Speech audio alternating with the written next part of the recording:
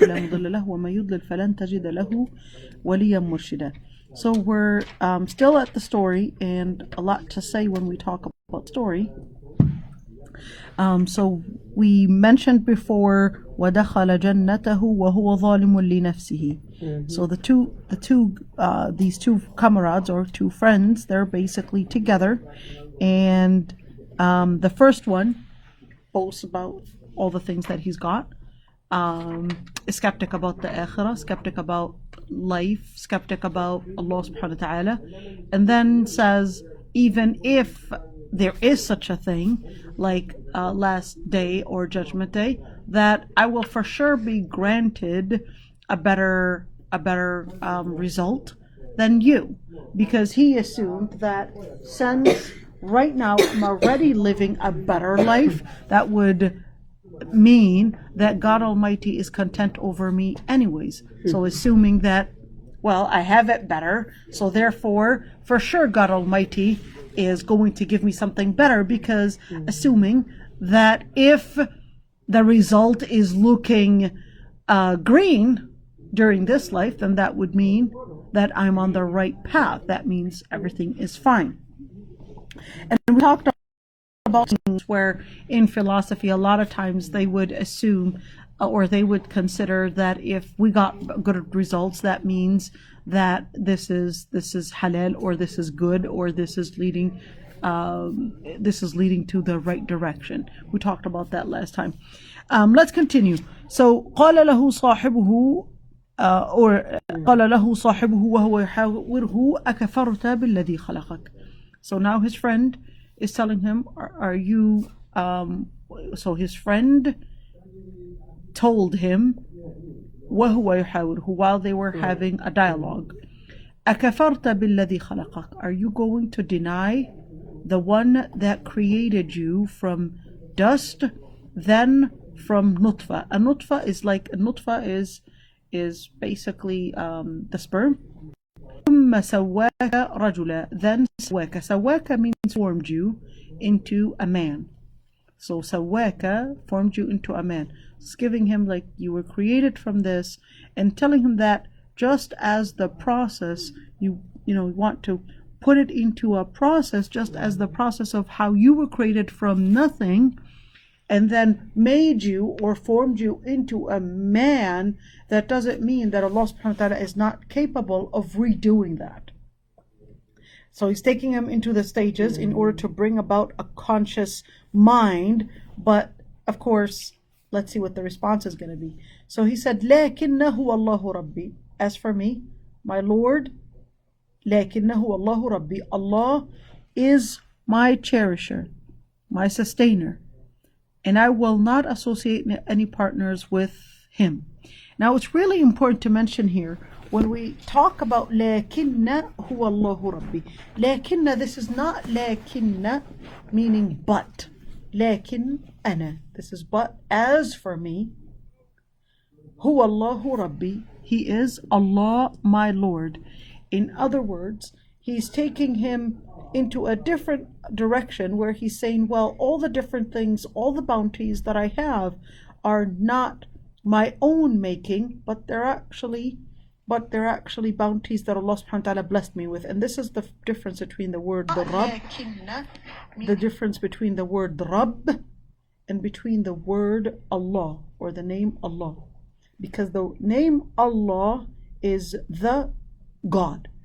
The word Rabb is actually the cherisher, the one that sustains things. So he's saying, Allah is my cherisher, Allah is my sustainer. So Rabb is stronger? What was that? Rabb is stronger than Allah? No, it's a different angle. It's looking at it's looking at Allah subhanahu wa ta'ala from a different angle. It's another description. Okay. Just as when Ar-Rahman, it's not that the word Ar-Rahman is stronger than Ar-Rahim. No, this is to actually assume that one name is stronger than the other. Each one, they're all for Allah subhanahu wa ta'ala. And all these different names and attributes are describing Allah subhanahu wa ta'ala, and in order for us to know who Allah subhanahu wa ta'ala is. So you are Maymuna, for example, and you are a teacher. It's not that one is stronger than the other. Yeah. You are a mother. Okay, it's me anyway.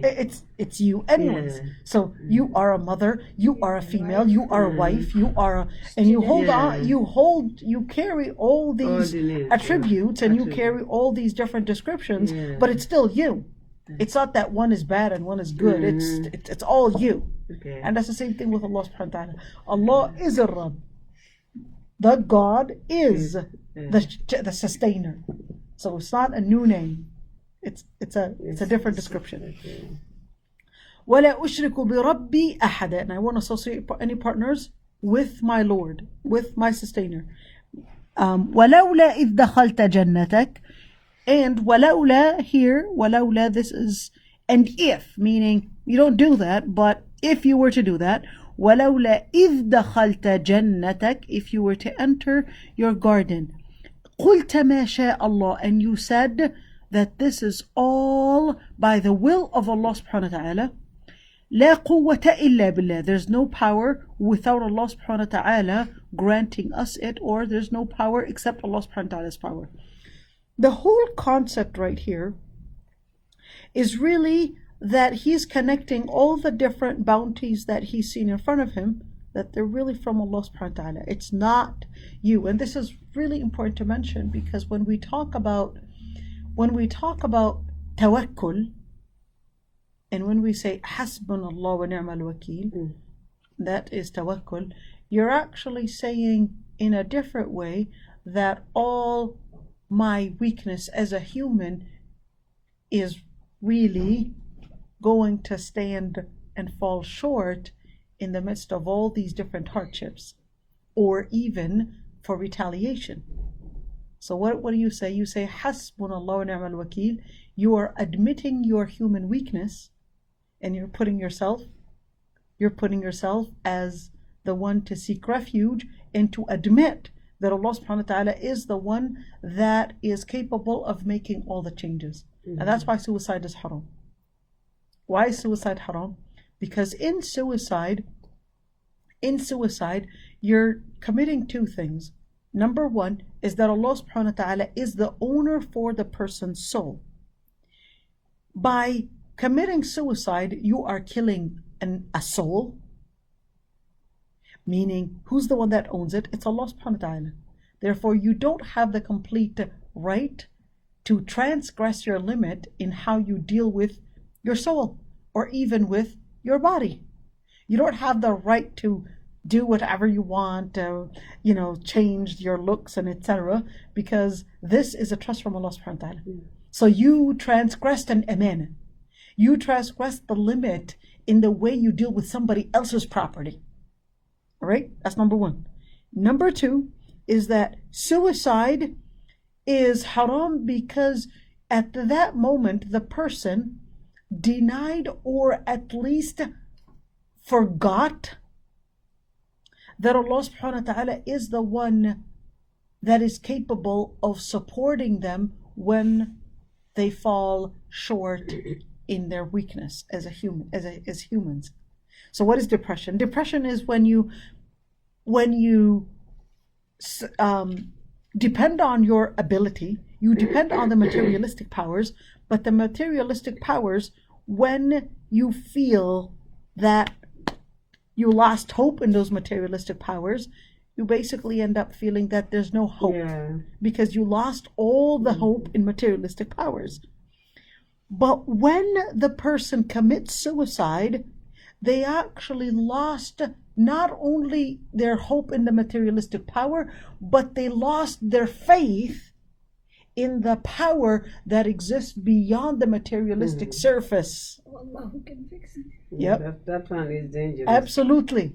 Yeah. And with losing that is losing the connection between you and Allah subhanahu wa ta'ala, and losing that is losing in some of the faith in Asma Allah subhanahu wa ta'ala, in the names of Allah subhanahu wa ta'ala. لا قوة إلا بالله. لا قوة إلا بالله. There's no power except the power in Allah subhanahu wa ta'ala. إن تراني أنا أقل منك. If you see that إن تراني, if you see that I have less than you wealth and children, wealth and children. فَعَسَى, this is a fa, meaning they're giving, kind of like an exclamation, not an exclamation, but a semicolon, and saying فَعَسَى, then maybe فَعَسَى رَبِّي, maybe my Lord might give me, يؤتيني, might grant me, يؤتي meaning to grant, يؤتيني خيرا من جنتك, better than your garden, ويرسل عليها حسبانا من السماء, and send what you did not expect, some tornado, strong winds, in other words, some natural disaster from the skies. When we say natural disaster from the sky, meaning something that Allah subhanahu wa ta'ala is controlling. فَتُصْبِحَ صَعِيدًا زَلَقًا, and then it would be صَعِيدًا زَلَقًا, then that garden can become صَعِيدًا meaning it's just a plain earth. زَلَقًا, slippery. You can't even walk on it. You can't even walk on it. It's plain earth. All that garden, everything is gone. A really important note here is notice how Allah subhanahu wa ta'ala, when he talked about the earth, he said, فَلَمْ تَظْلِمْ مِنْهُ شَيْئًا. He said, and the earth did not oppress him in any way. It said, فَلَمْ تَظْلِمْ مِنْهُ شَيْئًا, the earth did not oppress him in any way. And then what happened is that Allah subhanahu wa ta'ala is letting us see how this man is actually telling him that earth itself is actually under the power of Allah subhanahu wa ta'ala. فَتُصْبِحَ صَعِيدًا زَلَقًا, that earth, that garden will just become plain earth. Just plain earth, and not just earth, but it would even be slippery where you can't not even walk on it, not even harvest it, not plant it. It won't be useful for any type of agriculture or any type of walking. أو يصبح ماؤها غورا, or the water ماؤها غورا, meaning that or else it can also absorb all the water that's on it. And then يصبح ماؤها غورا, the water is going to be absorbed by the earth, and it will become, of course, desert-like. فَلَن تَسْتَطِيعَ لَهُ طَلَبًا, and you're not going to be able to bring that water up. It can happen that the earth would absorb all the water, and then it would become cracked, desert-like cracked, and you're not going to be able to obtain that water because the earth is absorbing it every single time. وَأُحِيطَ بِثَمَرِهِ. Now, story continues. وَأُحِيطَ بِثَمَرِهِ. أُحِيطَ بِثَمَرِهِ, meaning that it was surrounded, that there was a disaster that surrounded his fruits that were ready for harvest already. فَأَصْبَحَ يُقَلِّبُ كَفَّيْهِ عَلَى مَا أَنْفَقَ فِيهَا. أَصْبَحَ يُقَلِّبُ كَفَّيْهِ. This is a term where Arab used to mean that it's representing. It's a metaphor to say that the person is feeling in complete remorse because of all the loss that they went into, so they would have nothing but to feel all the remorse. And that's all they could give that sense, a metaphor, a body language where everything is gone and I have no power whatsoever. Dr. Aysha? Yes. So when his friend was talking, the one who believes, the thing happened at that time? Within that time period. How do we know within that time period? Yeah. Because of the letter wa. And If this was فَأُحِيطَ, then that would mean right away. Oh. It didn't happen right away. Anyway. If it was ثُمَّ, Yeah, then that would be a exactly. consecutive thing. But وَأُحِيطَ, it took some while. It took some while. The man didn't realize that was a discussion that passed. It took some while. وَأُحِيطَ, some time passed by and he didn't realize it. He did it when he least expected it. All right, that's the difference between the fa and the wa. Fa, wa, and thumma. Each one would give it would tell you, it would hint to you the consecutive. How consecutive was it? How fast was it? How soon was it? So what uhita is telling you that some time had passed. But I love that question.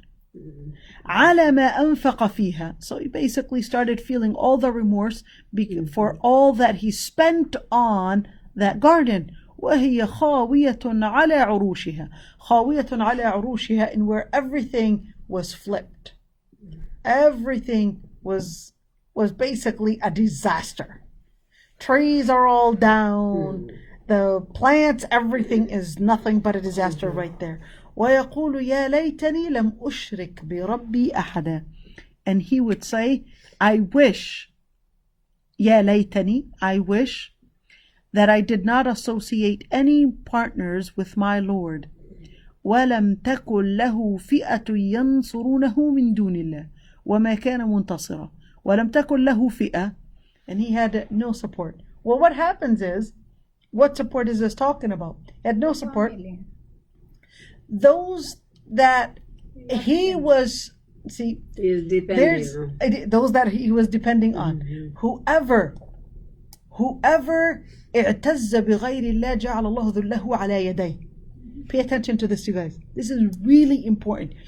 If at any time you use any group or anything to boast about it and to use them or that substance or that thing as your source of pride, that substance will later flip and become the humiliation that will destroy you. Especially kids. Boasting is bad. And Ya Allah, I have seen that so many times. Yeah. They would be proud of their children. I have smart children. I've got these many boys, and I have this. And then those would be the ones to humiliate them. And those would be the ones to even hit their own parents. And they were at one day so proud that I have these many boys, these are going to be the supporters, I have this much money, and then don't realize that that will become the thing that will humiliate them. Story. What if it's the person, like I'm very proud of my teachers, and I know it's my blessing. And I like to remind myself and even my mom and tell her, I have the best of teachers, alhamdulillah. Alhamdulillah. So, like, can I boast of things that I love for the sake of Allah? Well, لا Not حسد boast إلا like في اثنتين. There's no hasad إلا في اثنتين. One is that when you to envy somebody, this is not you talking about yourself, but you see somebody with wealth and that they're distributing it in donations, they're doing it for the sake of Allah subhanahu wa ta'ala, and somebody else has the ilm, and you're like, oh, I wish I could have that ilm. That's not the negative hasad to mean the envy. This is not the envy. Okay. Envy to mean that you wish that they would lose the blessing. But this is the type of envy where you would wish that you had what they had to. Or you So love that's that at least you would know somebody, or you love that you can even see it in practice. Exactly. It's anything So for that's the not sake of envy. Allah. This is actually positive hasad. This is positive envy, where you would see, for example, mashallah, she's got good, she's rich and she's spending a lot and she built an orphanages and she did this and this, or I wish I could have her ilm and etc., or his ilm, whatever, and then you would wish that you could do the same or you could get the same. This is actually positive envy. Not to wish that you would get amnesia or something to lose the ilm. No, it's actually that I wish I could get the same. I wish I was as knowledgeable. I wish I was as pious, whatever. This is actually pious, and this is part of. But you benefit too. If she has wealth, I go work for her with the wealth. Give. Well, I mean, they rub on you. Now to go back, وَلَمْ تَكُنْ لَهُ فِئَةٌ يَنْصُرُونَهُ مِنْ دُونِ اللَّهِ وَمَا كَانَ مُنْتَصِرًا. So there, the support that he had boasted about at one point is not available anymore. And it's not there. In fact, لم تكن له فئة ينصرونه من دين الله. Now he's got any group, any partners, any family to support him or فئة ينصرونه من دون الله. So when he became empty, now he's left to face the consequences of what he was boasting about at one point. The consequence is that he's trying to bring about a change all by himself. Now he's left empty-handed, face to face with the destruction that Allah subhanahu wa ta'ala brought to him. وَمَا كَانَ مُنْتَصِرًا, and he was not at all victorious, meaning he was defeated. Now he was facing the consequences of all that he had boasted about at one point. هُنَالِكَ الْوَلَايَةُ لله الحق هو خير ثوابا وخير عقبا. هنالك الولاية لله الحق. Now the theme is هنالك الولاية. This is the true support. What is the true support? The true support is the support that comes from Allah subhanahu wa ta'ala. And the truth is not the truth that you want to make up, but the truth that Allah subhanahu wa ta'ala has made as truth. You don't make up truth. Truth is not created, but truth is discovered. You don't create your own truth to say, this absolutely, it's discovered. And this is the opposite of postmodernism. Because in postmodernism, there's something called existentialism. What is that? Because they consider that we're just matter in motion. And truth evolves. Well, they would consider that you're matter in motion. So therefore, you don't have a purpose. But because man cannot live without a purpose, John Paul Sartre, he basically said, well, let's make something purpose. We could each have our own purpose in life. Create a purpose for our existence. And that's where the idea of existentialism came in. Let's make a purpose. Because we can't live without a purpose. So they'll make a purpose. Yeah, my purpose, I've got a goal where I would do this or do that. And then without, especially the youth, without them realizing, is that it's not the purpose that you were created for. But this is something that you're creating. The purpose of life preceded the making of life. And it doesn't mix with the nature. Like you said something one day that really clicked a lot for me. Like when truth is discovered, but it also must go, it goes line in line with the rules and like nature. Of course. The nature of your body. It's like if you eat something that your body was not created for, so the truth is directly associated with the rules of nature and creation. Absolutely.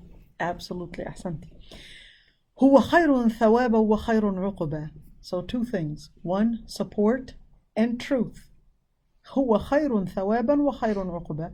When you actually live up to the principle of truth and you get the support from Allah subhanahu wa ta'ala, that would be the best deed and that would be the best ending. So what does deed and ending have to do with this? Notice that when we talked about truth, your living truth is supposed to be, like she said, is supposed to be going line in line with, or principles, line in line with what Allah subhanahu wa ta'ala created in you. Because it's justice.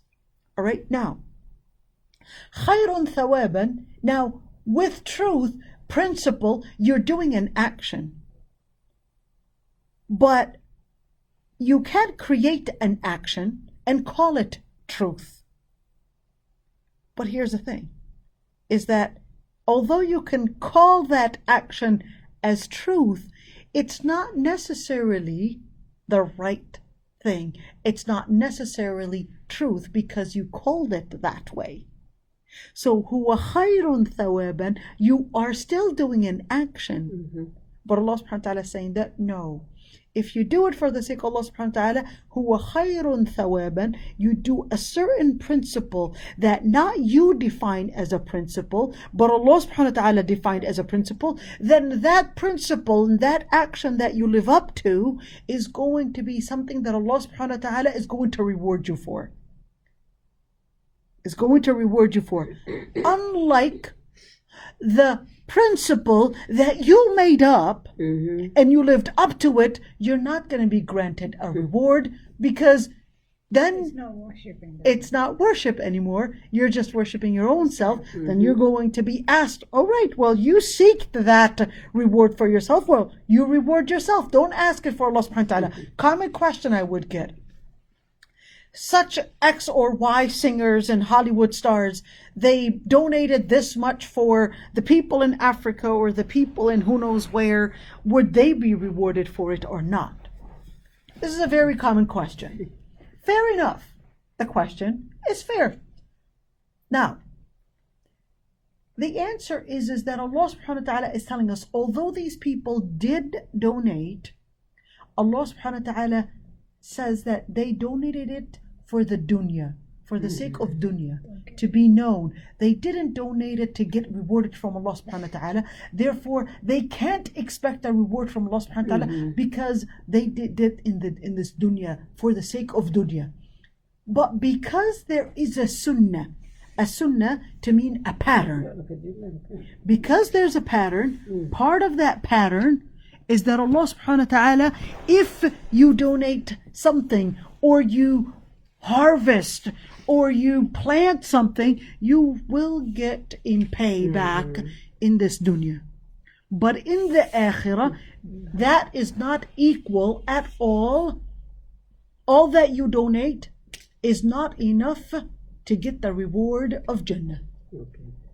All that is not enough to get the reward of Jannah, because shirk in itself is not, that does not get forgiven unless you keep away from shirk. When you expect to get a payback from dunya, you will get the payback from dunya. But how do you want Allah subhanahu wa ta'ala to pay you back and give you the reward when you didn't even do it for His sake? You didn't plant that seed. You didn't plant that seed. وَخَيْرٌ عُقُبَى. So الثواب would be for the principle that you followed. But الْخَيْرٌ عُقُبَى, so here's the life. During life, you'll get the thawab, you'll get the reward. And during the akhirah, it would be another good result. And then another good ending. خَيْرٌ عُقُبَى. For a Muslim, you get both. You get both. The thawab in this dunya and khayrun uqba in the akhirah. I feel like if we just understood what you said in the last 1 hour, that's enough to finish my whole life. May Allah subhanahu wa ta'ala give us the Because best. it's everything. It's the niyyah, the actions. It's attributing everything to Allah. It's looking for what He said and worshipping and doing it. If I just understood those 5 ayahs of the Quran, I'm good to go. Yep. وَاضْرِبْ لَهُمْ مَثَلَ الْحَيَاةِ الدُّنْيَا. And give an example. Now, notice here that in the Quran there's a lot of وَاضْرِبْ لَهُمْ مَثَلًا. وَاضْرِبْ لَهُمْ مَثَلًا has nothing to do with spanking or hitting, but more has to do with present an example. So you're putting forward an example. What is that example? It is exactly like, let's see the pattern, the comparison. مثل الحياة الدنيا. الحياة الدنيا. الحياة, life of الدنيا. What is الدنيا? الدنيا means the lowest level. Where we live right now. Where we live right now. كماء أنزلناه من السماء. The letter ka is called tashbih. Tashbih is when you give an example, a comparison. It's called tashbih, when you're making a similitude in something. كماء, as water that was sent down from the sky, and then it got mixed with the plants on earth. فأصبح هشيما تذروه الرياح. Those plants, they became dry, and then the wind started blowing it away. Blowing where? Blowing that plant that was, planted. and the water that was, it has gone totally. In other words, for our life, I mean, we see it. Sister Maimuna, you're the closest to my age. You understand what I'm talking about. Yeah. When we see at one point, we could see our own body Yeah. getting stronger and stronger, stronger and stronger. And during our teenage, as women, guys are coming to ask for our hands. We're beautiful, we're strong, no weight has gained, right? And then, little by little, the weight starts coming in, the wrinkles start coming in, the body is not as moist. What happens? We're starting Wrinkles. to look different, wrinkles, what happened? And then you don't realize, but the people around you are right now dealing with you differently, calling you auntie. And you still on the inside, you still feel 16. And you look at the mirror, I'm like, I feel 16. Where did that gray hair doesn't belong to me? I started seeing gray hair. You start seeing something else. There's a reality.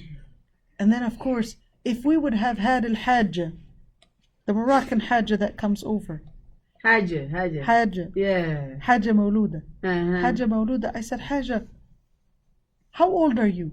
She said, I was born a very long time ago. So I started giving her dates. She was like, yeah, I remember that. Based on the calculation, she's over 80 years old. Really? She's over 80 years old. Wow. She looks 60. MashaAllah, she's always doing that dhikr. When you look at all those different things, all the time passed, you start seeing the dunya as how, whether it's wealth, whether it's age, whether it's beauty, whether it's body power, everything, as if it was blown away with wind. Where was it? All the greenery is now gone. All the beauty is now gone. All the power is now gone to face nothing but reality. There was greenery. Now it's gone. There was power. Now it's gone. You were able to get up yourself and use the bathroom. There's going to come a time where you're going to need somebody to help you just to get to the bathroom. This is the reality of life. Now, without us realizing, Allah subhanahu wa ta'ala is actually telling us here, فَأَصْبَحَ هَشِيمًا تَذْرُهُ الرِّيَاحِ. This dunya, in another ayah in Surah Al-Hadid, Allah subhanahu wa ta'ala actually says that al-hayat al-dunya is only وَمَا الْحَيَاةُ الدُّنْيَا إِلَّا لَعِبٌ وَلَهْوٌ وَزِينَةٌ وَتَفَاخُرٌ بَيْنَكُمْ وَتَكَاثُرٌ فِي الْأَمْوَالِ وَالْأَوْلَادِ. That al-hayat al-dunya is just la'ib. It starts out playing. Starts out your childhood. You start playing as a child. Lahu. The age of lahu, you're getting into entertainment. Lahu. Entertainment. How am I looking?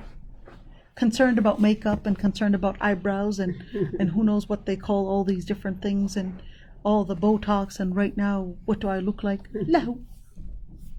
هات الدنيا إلا لعب ولهو وزينة. Lahu, an age of just playing around, and then zina, concerned about beautification. وَتَفَاخُرٌ بَيْنَكُمْ. Then she gets married, or he gets married, and each one is happy about how their parenting skills are doing an outstanding job, and how they're doing such a good job in everything, and their kids are so smart, and they've got these beautiful homes, and etc., boasting about it. And then comes across to face reality. What happens?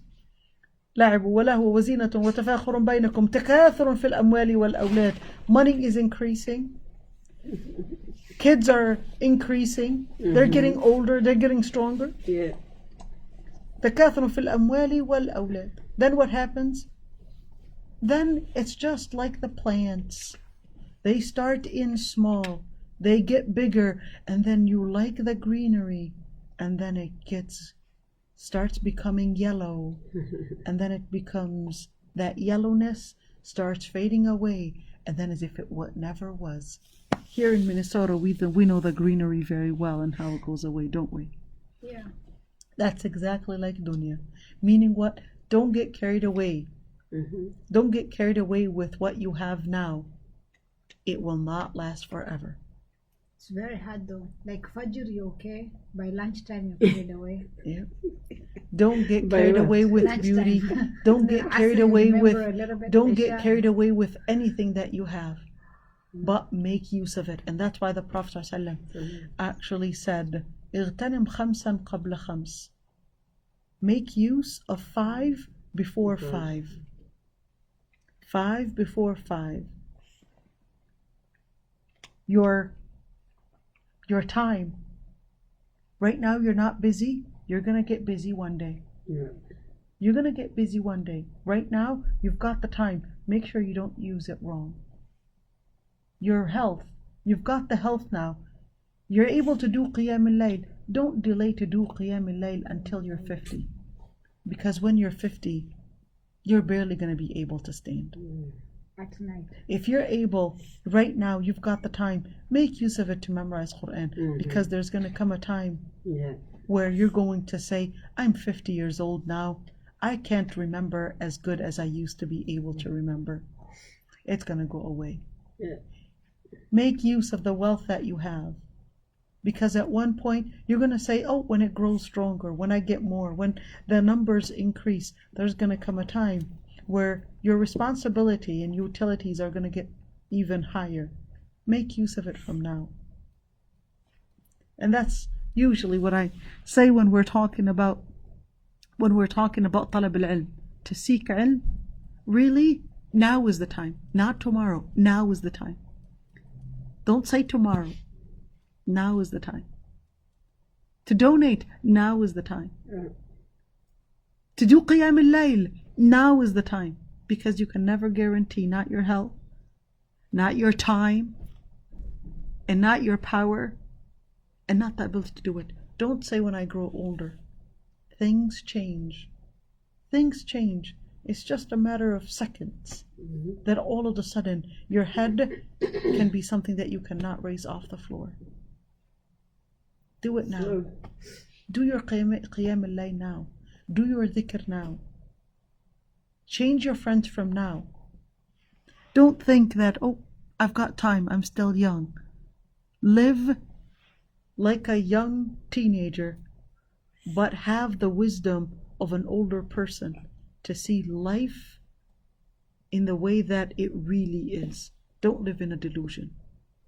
Don't live in a delusion. Time passes by fast. Right, Sister Maimuna? Right? Yeah. You Life. guys are babies. We What? just studying today. You What? guys are babies. What was that? You guys are still babies though. We're still babies? That's true, but you know, subhanAllah, although you feel that, you feel young, but there's a reality that there's a reality that you start facing in life. Your hopes differ. I mean, myself, you would, every single time you were like, oh, if only I finish high school. You finish high school. If only I get to college. You finish college. Then you start into going to that little temporary depression. Oh, if only I had this money. Let me just get more. Oh, maybe if I go to grad school. You go to grad school. Oh, I still didn't get the happiness that I expected. We get confused between tool and goal. And then you start thinking, maybe I'll get to the happiness when I get married. You get married, and then you go into another depression. You can? Because it's not the happiness. Because it's not happiness. Degrees, marriage, money, house, whatever it is. You can get a PhD, but in the end, it's not necessarily the goal of happiness. It's the tool. You'll get kids and you'll get married and all that. But then you realize, Wallahi al-Azim, that's it. There's no more dreams. For myself, at least, I don't have any more dreams but one dream. I'm finished. I got the degrees, I got married, I got home, and I got the money. No more. I've got no dreams. Only one dream. To get to Jannah and let the kids be raised in piety. That way when I'm asked about them, I will say I did my job and the rest is on you, Ya Allah subhanahu wa ta'ala, to give them hidayah. Even with parenting, you can be the person to give the best theories in parenting, but hidayah is from Allah subhanahu wa ta'ala. It's not you that guides. It's from Allah subhanahu wa ta'ala. You can sit the child and tell them to memorize, and you can whip them all you want and all that stuff. Wallahi, al-hidayah is from Allah subhanahu wa ta'ala. Dr. Aysha, for example, if you take your children to go study, for example, I took them to Egypt to study the Quran. To what? To go study the Quran, to go learn the Quran. Okay. So what do you think about that? It's good to study the Quran, but I'm not sure what the place is. You said, what is the word? Egypt. Yeah. Okay, so you sent them to Egypt to study Quran. Yeah. Well, if they have good teachers and in the environment, there's a good environment. That's so actually very good. If you say that they're there, they're reading the Quran, and they're doing good, like Quran-wise, but like they're not really getting it, really like the best Islamic studies or like. Okay, I see what you're saying. Yeah. So here's one thing, is that as parents, we do what we can to give them the tools that they will need for hidayah, but the rest is for them to choose hidayah. But right now, we have to do what we can, because the child doesn't really know what's best for them. The child right now is just in the lahu mode, in the lahu, in the entertainment consideration. They don't care about any of that. They don't see farther than an hour from now. But you as a parent, you have enough experience to see that life is more than an hour from now. I have to plant for 15 years or 20 years from now, because now is the time to plant it. They don't see that, but you as a parent see that. So you have to plant and do your part, because now is the time for plantation. Now is the time for plantation. You can't expect them to understand that, because as children, they don't see the consequences. They don't think 10 years from now, 5 years from now, what do I want to be? And that's why when we see a lot of the parenting videos in the West, there's a lot of focus on give them the childhood that they want. Let them act as children. Let them be the children that they wanted to be. In Islam, that's not actually right. This is in total contradiction with Islamic parenting. Total contradiction with Islamic parenting. Because the philosophy of let them be the children, let them be this, that mentality is based on entertainment. Now it's time for child entertainment. When they become older, then they'll have limited parent or adult entertainment. But in Islam, no. From early childhood, they learn responsibility. From early childhood, you give them the tools to be leaders. Everyone has certain leadership skills, but not everybody is born as a leader. Not everybody is born as a leader. But you as a parent, you give the skills, and then it's their responsibility to prove their leadership skills, their responsibilities. When they become adults, I gave them the skills, the tools to be leaders, the tools to be salihin. Now the rest is on them. But I did my job. I did my job. I'll just do my job as a parent, because Allah subhanahu wa ta'ala asked me to teach them the adab of eating, the adab of entering homes, the adab of dealing with male, female, the adab of dealing with grown-ups, the adab of dealing with self, dealing with body, the adab of dealing with Allah subhanahu wa ta'ala. That was my responsibility. But if they decide to take another thing because they have free will, your responsibility is to give them the tools. طلبنا العلم لغير الله فأبى العلم أن يكون إلا لله. What does that mean? It's al-Ghazali says that we seek ilm for other than Allah subhanahu wa ta'ala, but ilm refused to be but for Allah subhanahu wa ta'ala. So even if they don't want to learn that right now, no, you still go for it. You still instill it. You still, don't worry. You put in the tool, and then hopefully that tool will become something that will bring them guidance. Go ahead. But if you fail to do that though, If you fail to do what you said do here, to teach them Hidayah from Allah subhanahu wa ta'ala, do as much as you can. that's because But sometimes Habibti, you Hidayah said from Allah very subhanahu wa well. ta'ala. Thank you for the class of parenting and teaching us priorities, the 5 priorities of a Muslim. And like you say, your job. My duty from Allah with the kids, what He's gonna ask me is this kids, they had rights over me, and their rights is those 5 priorities. Quran, the deen comes before anything else. Absolutely. So before I teach them even their maths and English and all that stuff, I have to take care of the deen first. Then comes the aql, then according to the priorities. Mile is the last thing. You finish all of this, go find your degree. Absolutely. Is the 5th thing. Absolutely. There are the priorities. But when we talk about teaching them the deen, it involves teaching them the deen and the principle in dealing with the people around them. It involves in deen, also includes in how they learn to preserve others and their own property.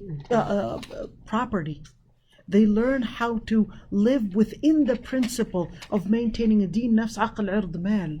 They learn all these areas. So deen gets involved in every single corner. And if you get that, alhamdulillah. Absolutely. Let's continue. Al-mal wal-banun. Sorry, I have one. Yes, ma'am. I think where Auntie Maimuna is coming from is that you want to send your kids to learn the Quran, or like you said, at the same time you have to teach them the principles. But I think at that time when they're going, all they're focusing on is the Quran, and I don't think they're getting Well, for other talab al-ilm, aspects. I love that. For talab al-ilm, there are different stages. So, for example, at one point we focus on hifd al-Quran. At another point, we might send them off to another teacher to teach them adab, tazkiyah, akhlaq, fiqh, etc. Not all of it can be obtained, all of it at once.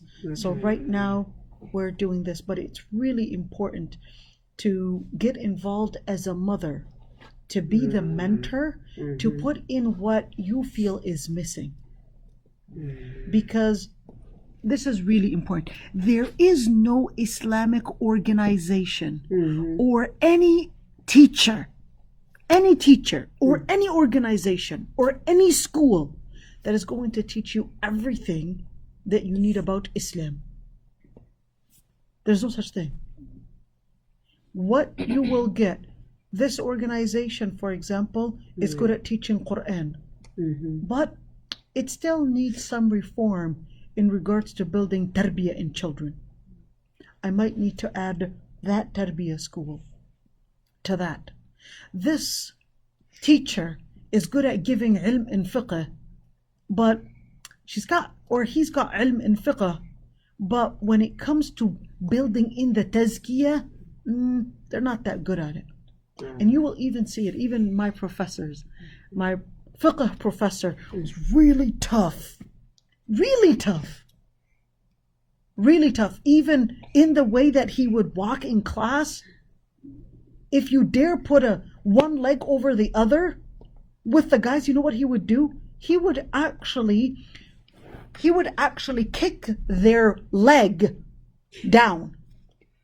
He was that tough. In American society, what are you talking about? You can't deal with a student like that. I was going to say, what's wrong with that? What's wrong? Well, that's what our professor did.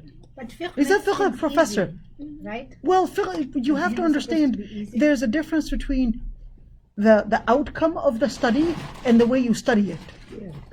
You understand what I mean? The outcome of the study and the way you study it. It's two different aspects, two different angles. So fiqh makes things easier, but the way you study fiqh, you become too rigid in many times. Many times you become too rigid. But if you go to my hadith professors, they were totally different. Even the way they would walk with huwaina, they would walk with calmness. You could see the spirituality, you could see the light of Rasulullah even in the study of hadith. It's amazing. The light of Rasulullah in the way they deal with the people around them. When they talk, they're calm. Quran and tafsir scholars are even different. Totally different. They're very soft. Many times crying even in class. Totally different. Totally different. You could see that radiation. They could see that radiation. Totally different. Tazkiyah, it's totally different. The ilm, it rubs on you. So even with the children, you have to be the mother to act as a mentor, to fill in the gaps that shaykh is missing out on. Many times we would think that, oh, it's an Islamic organization, they should cover in all the gaps. There's no such thing. Every single organization, every single organization has certain gaps. To think that, yeah, we've actually have this and it's going to fill in everything, totally got it wrong. You as a parent, you have to get involved directly. You have to get involved directly to mentor, to give the missing things, because you know the details in their life. That teacher doesn't know the details in their life. They're just going to do one thing. Let them memorize Quran, do the muraja'ah, give me the ikhfa, give me the ghunnah. That's all they're going to do. But you fill in the akhlaq from another angle. That's how it takes. It takes so many engineers to build a car. So many engineers. That's true. Each one is doing one thing. There's one that's engineer, electrician, or electric engineering, and the other one is an energy just in certain powers. The other one, each one is doing a certain thing. It's not everything. Same thing. You've got the heart, you've got the mind, you've got the behavior. Each one needs a different power, a different engineer to design how the children becomes. You have to get involved directly. Don't depend on any Islamic school only. And this is a very common mistake, that people would leave the Islamic school to do all the job. But at home, if you're going to be exposing your child to the movies and to the TV and all that mess, did you actually think that the Islamic school was going to undo all the mess that the TV is doing? No. Of course not. The Islamic school is trying to put in an environment, but the Islamic school does not make the child. What happens at home and what happens in school, it's like we say in Arabic, you can't clap with one hand. You need two hands to clap. You need all these different things and different powers to get involved. Let's continue. المال والبنون زينة الحياة الدنيا. Al-mal, wealth. Now we're going to the theme after the story. Wealth. Al-banun, children. زينة الحياة الدنيا. الزينة is the beautification. Al-hayat الدنيا, they're just the beautification of dunya. Does that mean that our children and our money is adu, is an enemy to us? In another ayah is that they can be adu, and they can even be a support. And that's why the first thing you would want to instill in your child is that you want to instill in them the piety. Why? Because in the end, when you give them, you pay for their schooling, you pay for all these different things. In the end, they could either use it just for themselves and forget about you, and not even make any sponsorship for you. So in the end, Allah subhanahu wa ta'ala is telling you that your man, the money, and the children, they can actually be something that you will regret. They're just a zina, beautification. You enjoy the time where they're getting older and they're playing around and etc., and it gives you support and that feeling, but they're zina. And they can be adu, and they can be a support. How can they be a support? They can be a support because, for example, if you have your child memorize the Quran, your child would be the one to put the crown in Jannah on you in the akhirah. If you would have your child, I don't want him spilling the coffee. if you would have your child, for example, grow up in Salah, your daughter, for example, you raise her in Salah. The Prophet ﷺ said that whoever had 3 daughters, raise them in akhlaq and raise them in the deen, and then gets them married, then on Judgment Day, they will be the barrier between them and hellfire. They will be the one to protect you from hellfire. Same thing with 2. And same thing with 1. Now when we look at children and daughters and sons, this is the in akhirah, but there's something else in dunya. Is that إذا مات ابن آدم انقطع عمله إلا من 3. If the son of Adam dies, there's no more deeds to increase except for 3 things. ولد صالح يدعو له.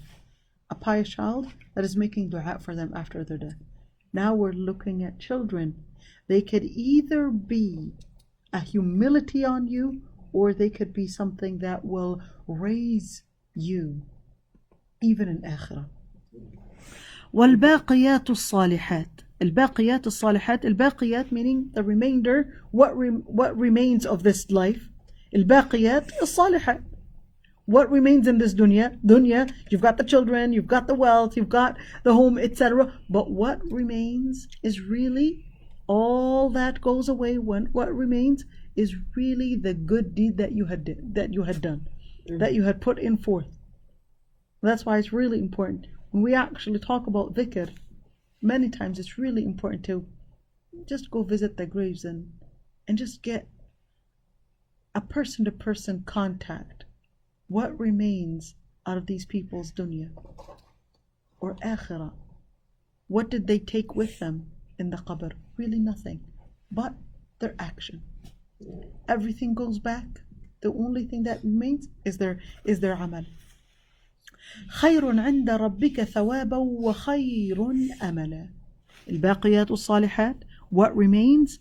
The good deeds, the good things that they had brought forth. خير عند ربك ثوابا, and those would be خير عند ربك. That would be a better in front of your Lord, as something to get rewarded for. وخير أملا, and in that there's a better hope. What does hope have to do with anything? Because you would hope that your money would give you support. You hope, you put faith in your wealth, you put faith in your children, you put faith in all the different things. If we actually look at our life, we're either supporting ourselves, or we're supporting our husband, or we're supporting our children. Yeah. Really in just one hope, a better future. But Allah subhanahu wa ta'ala is telling you, the true better future is really to build in your amal. Really to build and even plant in their salah, in their piety. ويوم نسير الجبال وترى الأرض بارزة وحشرناهم فلم نغادر منهم أحدا. And on that day, so Allah subhanahu wa ta'ala is now taking us to a different scene. ويوم نسير الجبال. On the day, ويوم نسير الجبال, on the day when الجبال نسير. What is نسير? وإذا الجبال سيرت. سيرت meaning, and in another surah, that الجبال what happens to it? فيذرها قاعا صفصفا لا ترى فيها عوجا ولا أمتا. الجبال are going to be made into dust, are going to be this. This is talking about al-jibal. So is it in contradiction? No, it's not contradictory. It's actually telling you the different stages of how the most thabit, the most stable thing on earth, which is the mountain. What does that have to do with anything? Just as you thought wealth, children, and the things around you thought were stable, Allah subhanahu wa ta'ala is telling you, you know what? Even the mountains that are so strong and so rooted on earth, even those are not going to last and are not going to stand any longer. In other words, in this world, nothing is going to stand. When you build hope, this is amala, hope. When you build your hope, you got to remember that the only thing that's going to remain is really good action. Because even on earth, even the most stable thing, even the most or the strongest rooted thing in this earth, which are the mountains, and they're actually rooted in earth. It's not just something on the top, but it actually has a root in it. It's going to be gone. Meaning, Allah subhanahu wa ta'ala is telling you, see, look at it. Even in your dunya, your kids and your children and everything else is not rooted in this dunya. You know what? Not even that, but even the mountain in this world, on this earth, is not rooted in this world. وَتَرَى الْأَرْضَ بَارِزَةً وَحَشَرْنَاهُمْ فَلَمْ نُغَادِرْ مِنْهُمْ أَحَدًا. And now, وَتَرَى الْأَرْضَ بَارِزَةً. What is وَتَرَى الْأَرْضَ بَارِزَةً? وَتَرَى الْأَرْضَ, and you see the earth now بَارِزَةً. بَارِزَةً is like it's in a contour. وَحَشَرْنَاهُمْ فَلَمْ نُغَادِرْ مِنْهُمْ أَحَدًا. حَشَرْنَاهُم, meaning now that they're resurrected, they're all joined. فَلَمْ نُغَادِرْ مِنْهُمْ أَحَدًا. Not one is able to get away or run away. What's the story? The story is that the mountain is gone. What remains appearing is nothing but earth. Meaning everything is gone. وَتَرَى الْأَرْضَ, but not الْأَرْض, this ard, not earth, the earth that we see, the blue circly earth. No. This is talking about the land that we will be resurrected on. Okay? The land that we will be resurrected on, where this land, al-ard, can mean, one, the specific ard to mean the earth, the blue circle sphere, and can also mean anything you stand on, is al-ard. Okay? So this ard is talking about what people will be gathered on Judgment Day, which in the hadith is said it will be a white surface, just like a bread, like a piece of bread. A white surface where nothing can hide on it. Everything is apparent.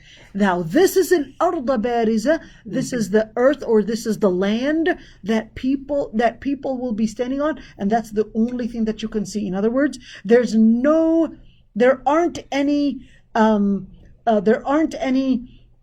hills or anything for anybody to hide behind.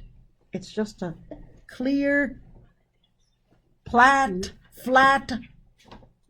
ground that everybody is face to face and everybody is standing on. وَحَشَرْنَاهُمْ, now they're going to be all gathered. فَلَمْ نُغَادِرْ مِنْهُمْ أَحَدًا, and not one is left to flee. نُغَادِرْ, not one is left or dismissed. Not a single one is dismissed. وَعُرِضُوا عَلَى رَبِّكَ. عُرِضُوا meaning that now they're exposed. على ربك. Now every single person, عُرِضُوا, they are all exposed. Exposed على ربك, they're all exposed in front of their Lord. As in hadith Adi ibn Hatim al-Ta'i. In hadith Adi ibn Hatim al-Ta'i, he said, and the Prophet ﷺ told him that by the one that has my soul in his hand, you will stand before Allah subhanahu wa ta'ala with no interpreter between you and Allah.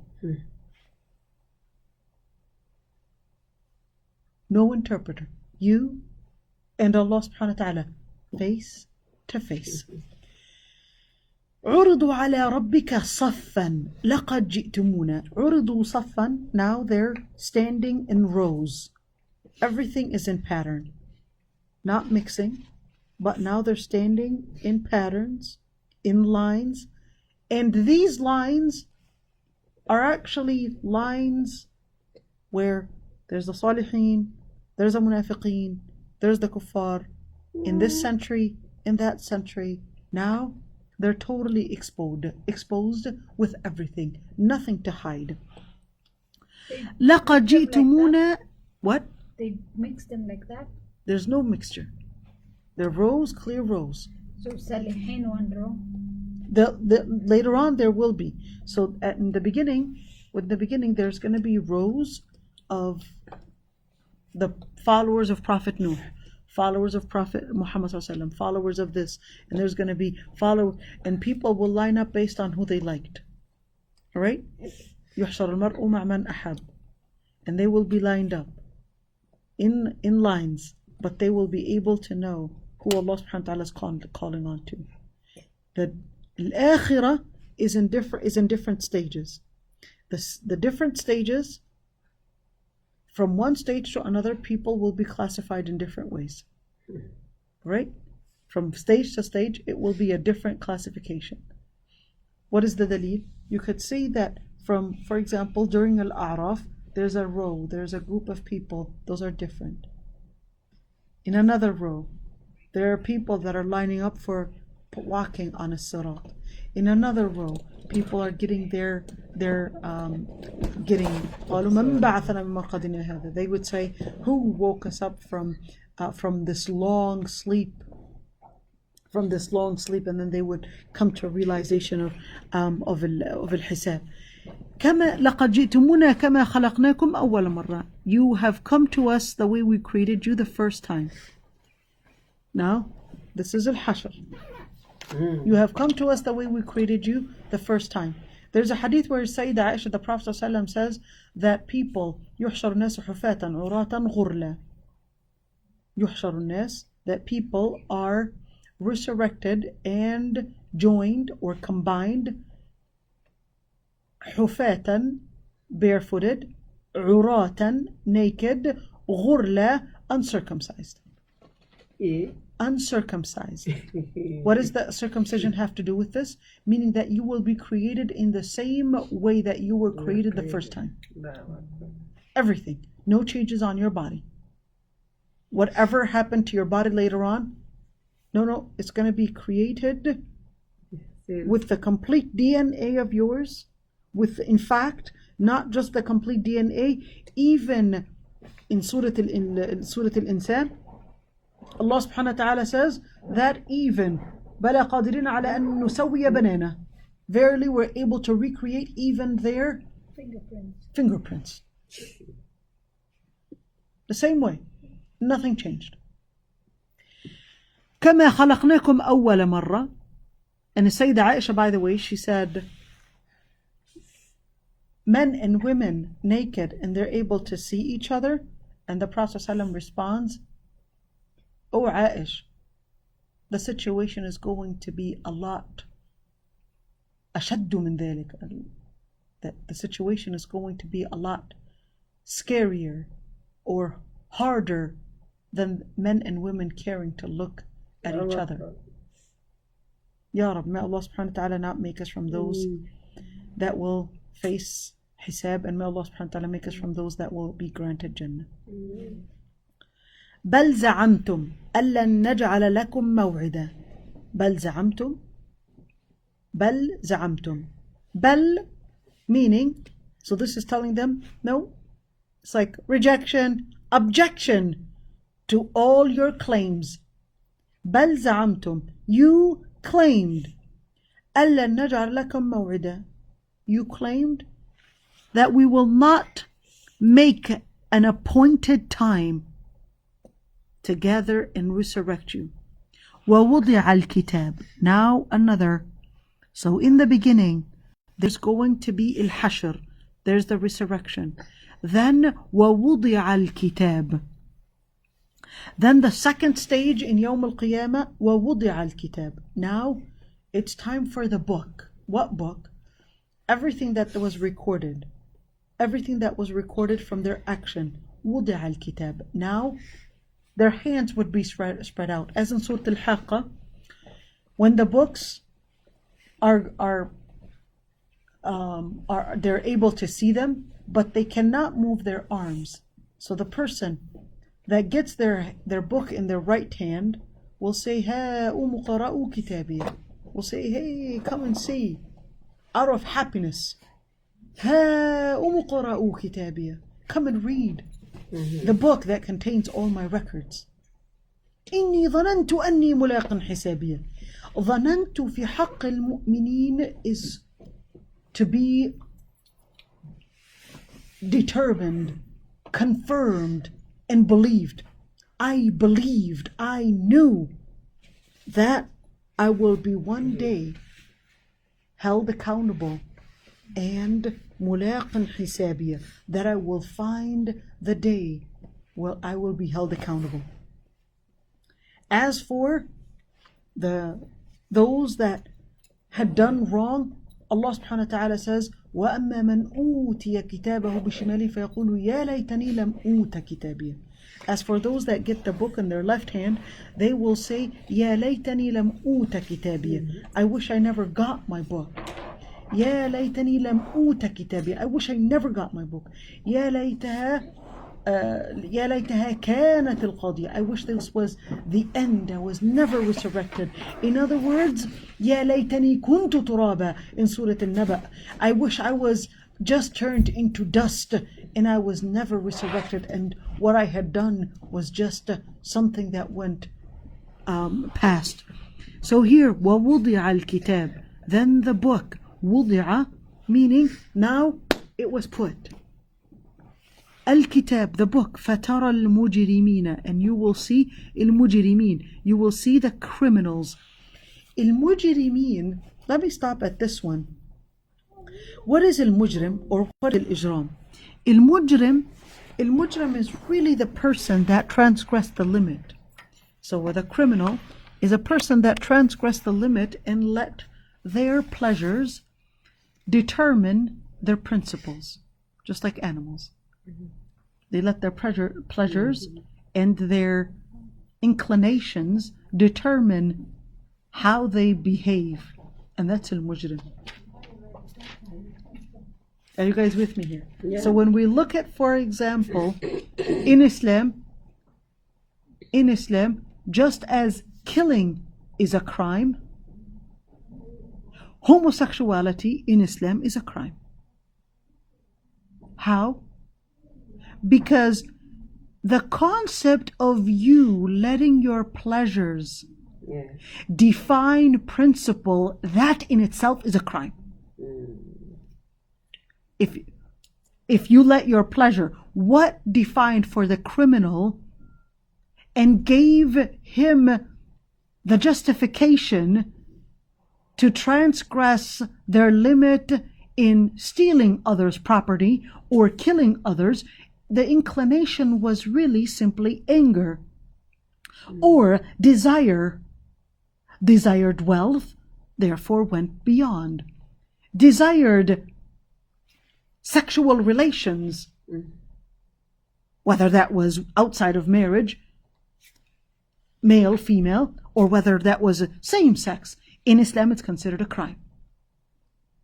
Regardless, even if all those lobbies are asking me to not say this, in Islam, the concept is that if you let and if you consider your pleasures, your inclinations as the epistemology for you and to define right and wrong for you, that inclination can go farther in transgressing the limits and act in an unjustful way.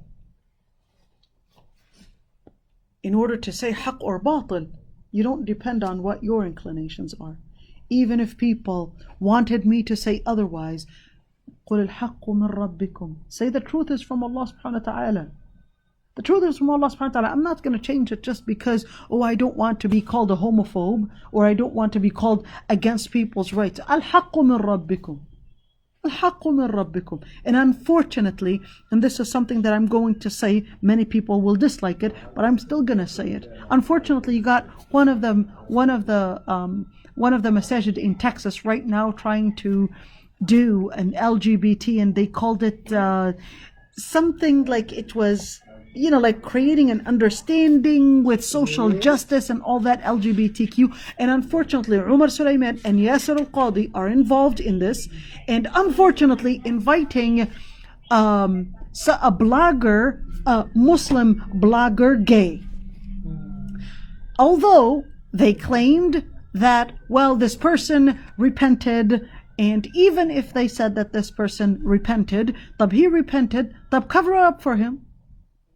So Even if he repented, why is he put forward to speak in a masjid, in a panel at a masjid, to tell me about his previous thoughts or what his previous ways? This person, and to put a person, whether it's an ex-Muslim, somebody that was gay, or whether he repented or not, to give them the platform in a masjid to share their dalal, whether that once was or that is now, is not acceptable. Wait, I'm confused. What is the point of the panel? The point of the panel to discuss Islam and homosexuality or sexual aberration. Like understanding. Right. So he was before, but now he's not. How can you reverse something? Doesn't that go Like- against all of their beliefs? Well, it's a- He's they saying- they are actually considering that, yeah, we're trying to hear, bring about a point, etc. But you're giving them a platform. Everybody knows their thoughts. Why give them a platform in the masjid? Everybody knows them. It's all filled with media. Now we don't even dare say that this is haram. Yeah, it's normal. Because we're afraid of being called homophobes. And now they've got all the platform. And we're not given any platform. Now we're even opening the masjid Yeah. for them to have a platform to speak about what they think and how to promote their ideas. Unfortunately, this is a mistake that I personally think that both Umar Sulaiman and Yasser al-Qadi will regret and will be held accountable for every single masjid that is going to imitate their move. Because creating a space for them to promote their ideas, they're already promoting it in schools, colleges, universities, the list goes on and on, everywhere. Now to put a masjid as a space for them to promote their ideas in is lil asaf. May Allah subhanahu wa ta'ala guide them, and that they would turn back on this on this panel, because this is going to be something that other masajid will take as an example, and we're going to start seeing people that are feminists coming in to promote their feminism, and alcoholics coming in to promote the alcohol and sin and etc. Just in the name of, we don't hate the sinner, but we hate the sin. You're giving them space. You're giving a platform for them to promote their ideas. They're already promoting themselves everywhere. In fact, we're not even allowed to speak out and say, this is haram, this is against nature, this is against fitrah. We're not even allowed. You dare say that? You dare use a different pronoun? No, it's true. No, seriously. You dare use a different pronoun, or you're going to be in trouble. Yeah. It's not just because he's a Muslim, but look at Jordan Peterson, just because he refused to use the pronoun Yeah. that somebody that is transgender wanted them to use. Now he lost his job.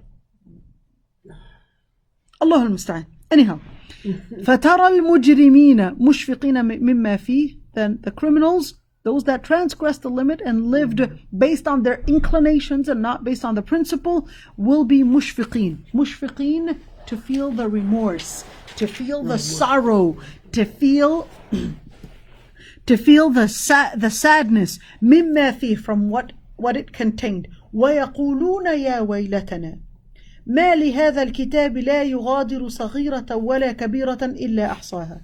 And they would say, يا ويلتنا, out of fear, out of remorse, out of regret. ما لهذا الكتاب. What book is this that does not leave not a small nor a big thing, but it put it in a record. إلا أحصاها, meaning that it recorded it. ووجدوا ما عملوا حاضرا, and they found what they have done exposed and ready for them for interrogation and question. وَلَا يَظْلِمُ رَبُّكَ أَحَدًا, and your Lord does not oppress anyone. What does your Lord, why لَا يَظْلِمُ رَبُّكَ أَحَدًا? Because Allah subhanahu wa ta'ala, although Allah subhanahu wa ta'ala knows the past and the future, because Allah subhanahu wa ta'ala is not limited within time, Allah subhanahu wa ta'ala here says يَظْلِمُ وَلَا يَظْلِمُ. Allah subhanahu wa ta'ala in the hadith al-Qudsi, Allah subhanahu wa ta'ala says, يَا عِبَادِي إِنِّي حَرَّمْتُ الظُّلْمَ عَلَى نَفْسِي. إِنِّي حَرَّمْتُ الظُّلْمَ عَلى نَفْسِي. O my servants, I have made oppression as forbidden on me. Then do not oppress one another. At the same time, when you look at al-dhulm, what is al-dhulm? Because there's al-mujrimeen, because they're the criminals. So when we look at a crime, now we're seeing what comes with the crime? A punishment. All right? So what comes with the punishment? There's a whole trial. Here's the trial where it is all recorded in books. Everything is recorded in books.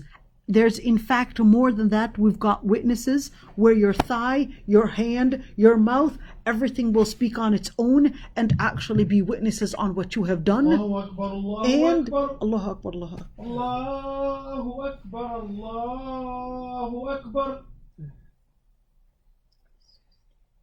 أشهد أن لا إله إلا الله. أشهد أن لا إله إلا الله. أشهد أن محمد رسول الله. أشهد أن محمد رسول الله. حي على الصلاة.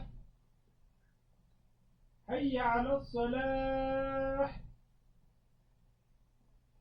حي على الفلاح. حي على الفلاح. الله أكبر، الله أكبر. لا إله إلا الله.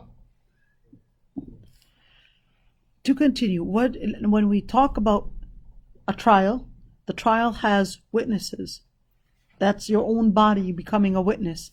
The trial has records. Here are the records. The books are the records. Everything that you had done. The malaika were recording everything. There's even going to be pictures. The pictures, everything, video recordings of everything that they have done. So we've got a criminal. We've got records. We've got records of every small and big things. No matter how small it was, it will still be recorded, no matter how big it is. We don't just base on one, but it's all going to be recorded. Now, we've got a punishment. So Allah subhanahu wa ta'ala, وَلَا يَظْلِمُ رَبُّكَ أَحَدًا, meaning that Allah subhanahu wa ta'ala is telling you that the trial is based on justice. That's why, وَلَا يَظْلِمُ, there's justice. Justice involves that you let the person do the action, have free will, everything is recorded, there are witnesses. You're not putting the punishment without having a trial take place. This is the trial. And here are the records. And here are the witnesses. Now, Allah subhanahu wa ta'ala is telling you, وَلَا يَظْلِمُ رَبُّكَ أَحَدًا, meaning that this trial has all the tenets of a fair justice and a fair trial. You've got everything. Be responsible. And remember, this is what Allah subhanahu wa ta'ala had sent all the prophets and the messengers in order to tell us what was going to happen. So when did this start? It started when? وَإِذْ قُلْنَا لِلْمَلَائِكَةِ, when we told the angels, أُسْجُدُوا لِآدَمَ, when we told the angels to prostrate for Adam. Then, this is the fa, different than wa. Fa meaning instantly. فَسَجَدُوا إِلَّا إِبْلِيسِ. They all prostrated except Iblis. That's his name, the great shaitan. كَانَ مِنَ الْجِنِّ. He was from the jinn. فَفَسَقَ عَنْ أَمْرِ رَبِّهِ. فَفَسَقَ. Why فَفَسَقَ? Because الفسق is different than المعصية. المعصية, a sin, can be something that you do on a way. You do hiddenly, secretly, not overtly. الفسق is when you outwardly and بجرأة and with, what is the word? But the person is not overtly only, but the person is deliberate and insisting and determined. Deliberate, insisting, determined, and openly going against the order of Allah subhanahu wa ta'ala. So when we say somebody is fasiq, that would mean that they would do a sin, they're proud of it, they're open about it, they are promoting it, and they're not shy from it. This is a fasiq. So to invite a fasiq into the masjid and say we're giving them a panel to speak, masjid هذا for عباد الرحمن. It's for عباد الله سبحانه وتعالى. If the person is, if they wanted to discuss this, well, they could have a personal discussion. If they had any misunderstanding, they can come to the sheikh, the imam, and say, well, you know what, can you explain this to me? In a personal discussion. Or in a discussion where the person is not promoted. Where the person is not promoted, or the idea is not promoted, when we don't know what these people are going to say. When we don't know what these people, and how far they're going to go, will they be a fitna for others? And this is really important. Will these people be a fitna to others if we're going to put them in a panel in a masjid? Might they be a fitna to others? And that's why these things, will do a pre-recording, and then if we see that the panel without the audience, if the panel was not as planned to give in hidayah for others, but the person started promoting il-fitna, then we would say, no, this person went outside. If this person was willing to go outside of al-akhlaq, of al-fitra, how can we guarantee that they won't go outside of al-akhlaq in the masjid? This person is overtly going outside the akhlaq.